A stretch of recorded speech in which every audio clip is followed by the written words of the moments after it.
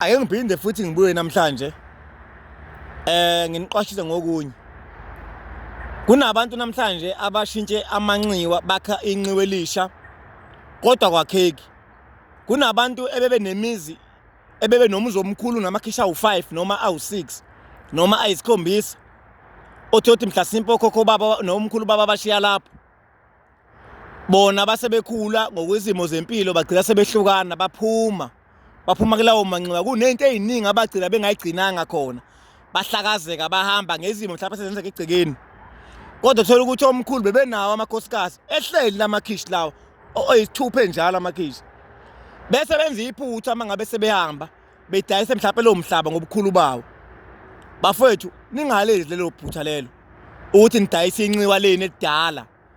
Angeke inxiwa elisha lihlule inxiwa elidala ngisho ngihamba yephi ngoba lisuke linamaliba, lisuke linempande, lisuke linomsuka lokhokho owayekakhe lowo muzi lowo owayewakhe ngaphansi kwesisekelo nemfihlo zakhona lelo khaya.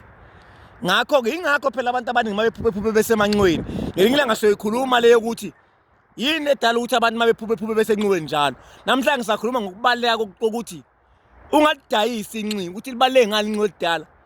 Kunenhlambuluko ezenzeka imuzi sahlangene. Kulento efuna ukugcina umuzi usahlangene ungakahlakazeki. Okunganiphoqa kusasa ukuthi njengoba nile senihlakazekile nje nibuye nonke nizogcina lezohlambuluko, nibuye nonke nizogcina into kumele nigcine ekulelo khaya.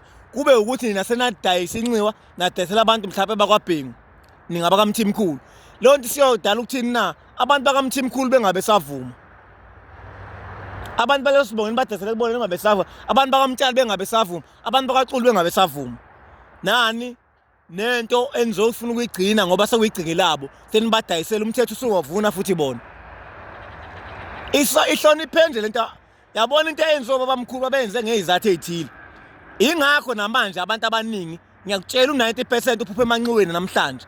Obabamkhulu kumele nibahloniphe kabi. Kuqala nganje manje ukuthi hayi omkhulu bevele benza imikhuba nabo mningi imikhuba and enye into oyisaba into oqala ngawe ekhaya ingakazi yenziwa babamkhulu bakho umkhulu wakho ingazi yenziwa babo wakho bese iqala ngawe. Ngisho into engakhulunywa yimina njengenkosi yembono uma ngabe ingekho 100% ungazi uyibona yenziwa kini iye kungayenzi ngoba uzokwenza into eshiwo yimina nekufika ukuthi angikhulume manje uthi othi wena izikusebenzele kini ayihambi ngalo ndlela.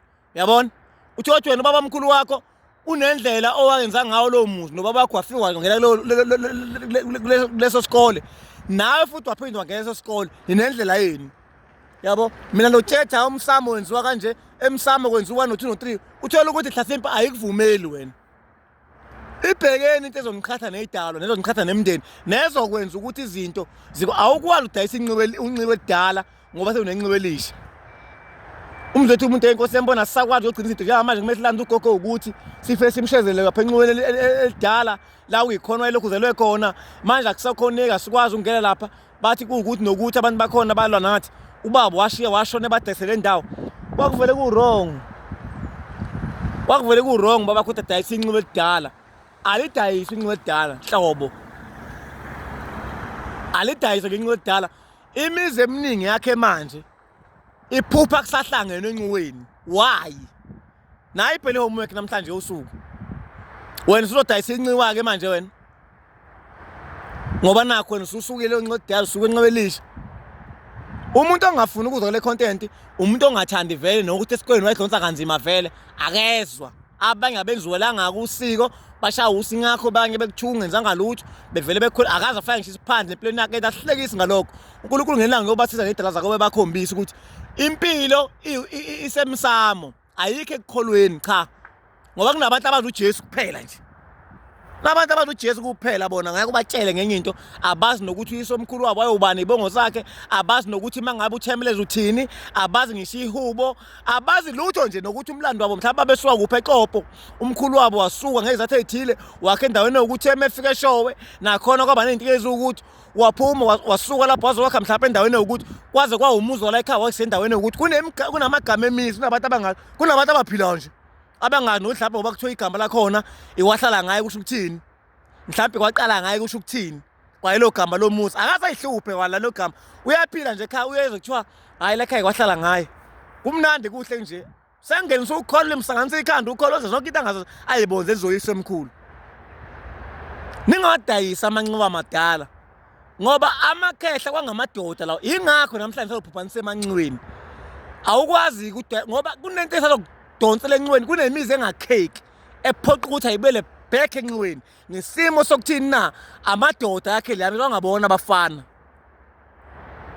sisalokukhuluma ukuthi isiphi lezizathu esenza ukuthi umuntu kube ukuthi kumele phupha njalo phupha esenxiweni and abantu baphuma begcine ngakho izinto ngendlela emanxiweni amasha aminye emanxiweni amadala ingakho ngathi kwenye lokho ngani post lapha ku Facebook ukuthi ungalenzi iphutha lokuthi uma usufuna uphuma umuzi nomkakho uphume ngengcabano mawugana niba u9 niba u8 phuma musu kulinda amathotsi abanzi kusekuhle baba uma esekhona ngicela ukuthi sheke kamnandi kanjani kwaze ukuthi nje waphuma umfowethu kahle clean ngoba kuyoze kube nezigisi kube nezinkinga kube nezimvulo zokuthi ingane zakho zibuye lezo imvula zizoshaya wonke umuntu osethethe usephumela usephambili ngempilo inxiwa edala musana ukudayisa ngoba lento senginokuqondana nawo nidayisa kakhulu inxiwa edala ngiyabonga ethuba